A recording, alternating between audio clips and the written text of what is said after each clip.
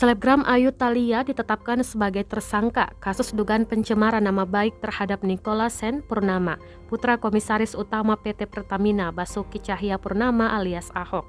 Polisi telah mengumumkan status tersangka Ayu pada Rabu 19 Januari 2022. Perkara ini bermula dari langkah Ayu yang melaporkan Nicholas Sen ke polisi atas dugaan penganiayaan. Namun dugaan penganiayaan yang dilaporkan Ayu itu dianggap tak terbukti oleh pihak kepolisian. Nicholas pun kemudian melaporkan balik Ayu ke polisi atas dugaan pencemaran nama baik.